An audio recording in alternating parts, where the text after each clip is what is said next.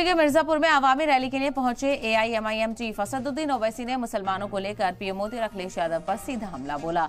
ओवैसी ने कहा कि पूरे इलेक्शन को मुसलमान बनाकर रख दिया है। मुस्लिमों की कुछ बिरादरियों को मिलने वाले रिजर्वेशन पर भी इनकी नजर है। तो लगातार एआईएमआईएम सदर असदुद्दीन ओवैसी बीजेपी पर हमलावर नजर आए, तो वहीं इंडिया अलायंस को भी उन्होंने नहीं बख्शा।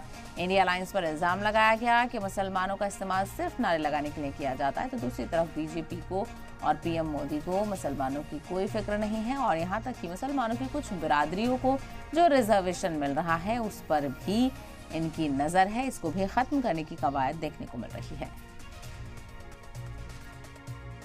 इतना चुनाव चल रहा है ना, फर्स्ट फेज के बाद 7वें चरण तक प्रधानमंत्री ने सिर्फ इलेक्शन को मुसलमान बना के रख दिया।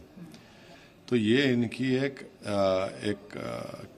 पूरी एक स्ट्रेटजी है कि मुसलमानों की नफरत, मुसलमानों का डर दिखाकर और वो अपने नाकामियों को कवर करना चाहते हैं।